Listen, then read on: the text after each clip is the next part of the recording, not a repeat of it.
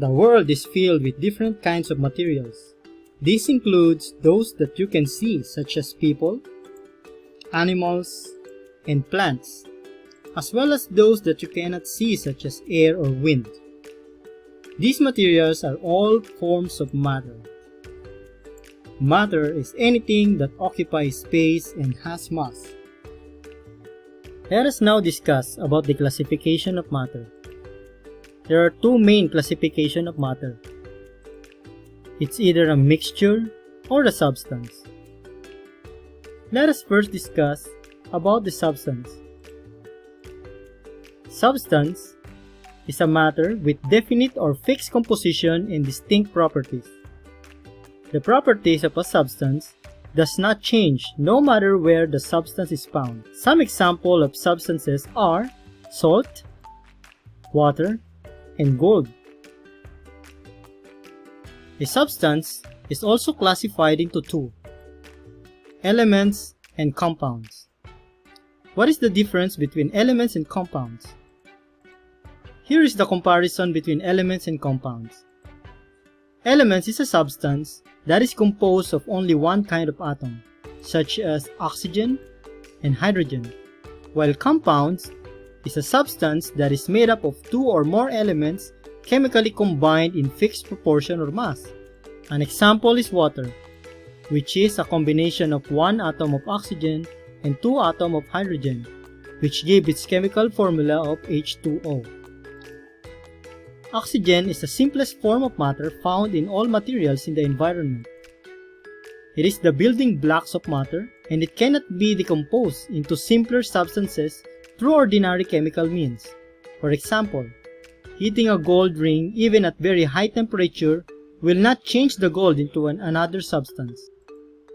When elements react with each other, they form compounds. Examples of compounds are salt, sugar, and vinegar. Take note that there are more compounds than elements. Let us now discuss about mixtures. A mixture contains two or more substances that are not chemically combined. We have learned before that elements such as oxygen or hydrogen can combine to form compounds such as water. And both of these are what we call substance. Now, mixture is a combination of two or more substances. So like for example water and combine with another type of substances. It will form a mixture. Example of mixture: the air that we breathe is a mixture of several gases. And also the seawater is a complex mixture of many substances. Let us see this lemonade, which is a mixture of lemon juice, water, and sugar. And other examples are a gasoline, which is a mixture of 12 to 200 different substances, paints, milk, medicine, bleaching agents, and steel, which is a mixture of iron and carbon with other metals or nonmetals. Mixture can also be classified into two: homogeneous mixtures and heterogeneous mixtures. A homogeneous mixture are a mixture which is made up of only one base. The composition is the same throughout the mixture, and the substances that compose it can be separated only by physical methods such as evaporation or filtration. A phase, as we learned before, is a region in chemical system with properties distinctly different from other regions. In our earlier topics, we learned the three phases of matter, such as the solid, liquid, and the gas. Here are examples of homogeneous mixtures: mixture of alcohol and water, alloys, which are solution of metal, and air, which is a mixture of different gases. A homogeneous mixture is classified into two: solution and colloid. A solution is a homogeneous mixture of two or more substances dissolved in another substance. Solutions appear uniform to the naked eye. Example, sugar solution prepared by mixing of sugar and water. Have you ever wondered how sugar dissolves in water? It actually has something to do with the way the water molecules interact with the sugar molecules. When you first pour sugar into a glass of water, the sugar is still visible. This is because the sugar molecules have only just been exposed to the water molecules. They have not had much time to interact. The sugar molecules are still attracted to each other. As the sugar is stirred into the water, the sugar seems to disappear. But it doesn't really disappear, does it? No, both the sugar molecules and the water molecules are still present. The reason the sugar seems to disappear is because the sugar molecules are more attracted to the water molecules than they are to each other. When the water is stirred, the sugar molecules mix with the water molecules. The water molecules insert themselves between the sugar molecules and begin to surround each individual molecule. The once clumped together sugar molecules are now more attracted to the water molecules, which is why they easily separate from each other. When the water molecules surround all the sugar molecules, the sugar is dissolved. We will no longer see the sugar particle because they have blended with the water and given the water its sweet taste. Examples of solutions: mixture of alcohol and water, brass, which is an alloy of copper and zinc, and glass. Speaking of alloys, alloy is a combination of metals or metals combined with one or more other elements. Let us now discuss about colloids. A colloid is a homogeneous mixture that is made up of particles whose size is between those of particles of suspension and the particles of a solution. When these particles are mixed, they are evenly distributed to the mixture, but eventually they will settle. Notice you can see the light that I've got shining on the spoon. Yeah, you can. But not in the water. No, Okay. you can't. Now I'd like you to add some powdered milk, about half a teaspoon or so. Okay, sure. Okay, and then stir it up.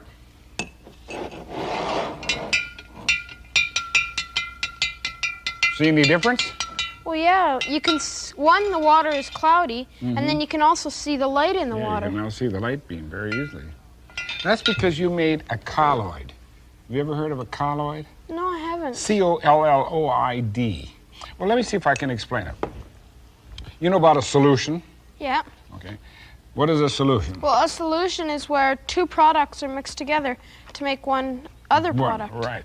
And in that case, it usually means that molecules of one material go all the way through another material, and we're using this marble to represent that kind of a molecule. Okay. Now, you know about a mixture. Yeah. What is a mixture? Oh, a mixture is just two things mixed together, Right. and they can separate or they could mix. Right. In this case, we'll let that ball represent like a grain of sand. If you mix sand and water, the sand all sinks to the bottom. Well, there's a whole bunch of particles that are in between that, and they're called colloidal particles. Okay. And they stay suspended. They don't sink to the bottom like sand, and they don't dissolve like a solution. In fact, that's what you made. You see it? Okay. You made a colloidal suspension of a solid in a liquid. Here are examples of colloid: milk, paint, and whipped cream. Let us now discuss about heterogeneous mixtures. Heterogeneous mixtures is a mixture which is made up of more than one paste. The composition is not uniform throughout the mixture, and the substances that compose it can be separated only by physical methods. When you add sand to water, the particles of sand will not dissolve and will only settle to the bottom of the water. Please watch these videos.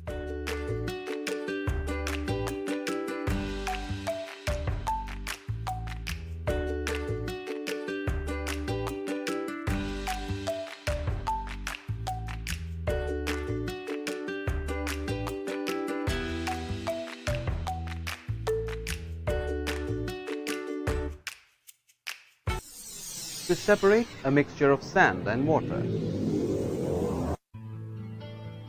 Make a mixture of sand and water in a beaker. allow the mixture to stand for some time undisturbed. You will observe that sand particles start settling down at the bottom of the beaker, forming sediment.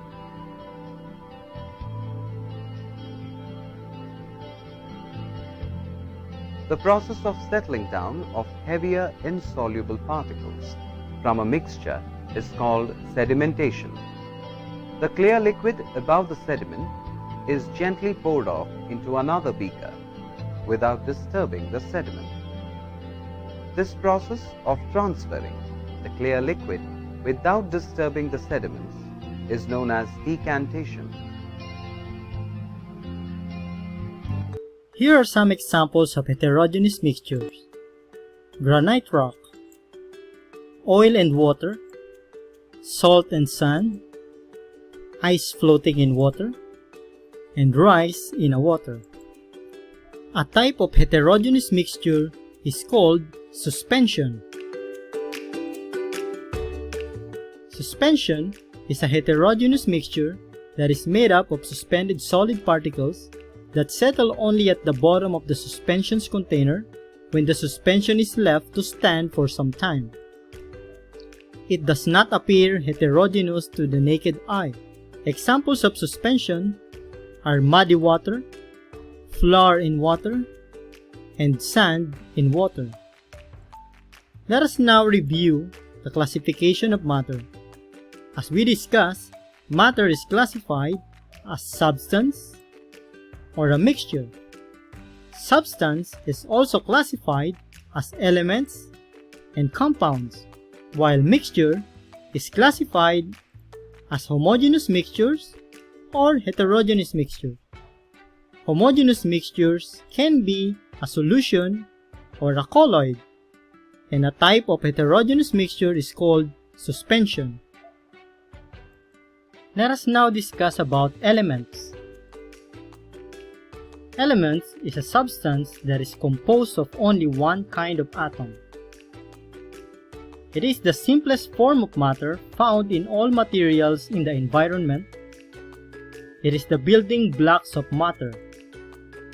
It cannot be decomposed into simpler substances through ordinary chemical means. Let us see the periodic table of elements. I am sure you have seen this table before. The periodic table of elements is a table that shows the names and symbols of the chemical elements that are universally accepted. There are 118 elements have been discovered so far. 94 elements occur naturally on Earth, and 24 is produced artificially. The elements are classified into three types: metals, nonmetals, and the metalloids. Let us see first the metallic element. The metals are located here on the periodic table. 81 are metals among the naturally occurring elements. What are the main physical properties of metals? Metals are usually shiny and has a certain luster. Metals are solid at room temperature except for mercury. This is to show the mercury at room temperature. It is in liquid form. Metals are good conductor of heat and electricity. And metals are ductile and malleable. When we say that the material is ductile, it means that it can be drawn into thin wires. And it is called malleable if it can be easily hammered into sheets. Physical properties is a characteristic that can be observed or measured without changing the identity or composition of the material. How about the nonmetals? The nonmetals are located in the periodic table on this part.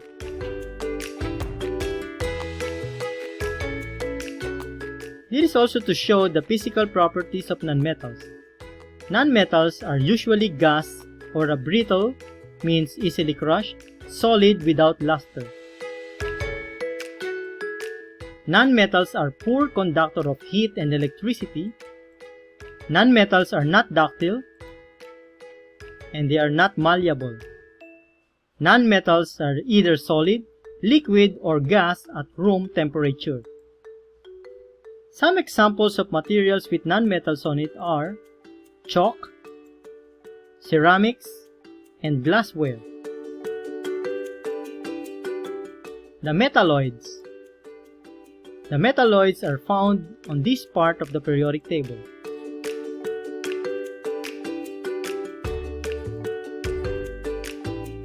Here are the main physical characteristics of metalloids.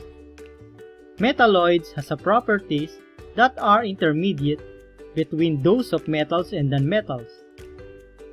Typical metalloids have a metallic appearance, but they are brittle. Metalloids are only fair conductors of electricity, and here are examples of a metalloid: the pure silicon and the silicon which is used in chips. It is widely used in the semiconductor industry. Congratulations! You just finished lesson 2. Please proceed to the exercises.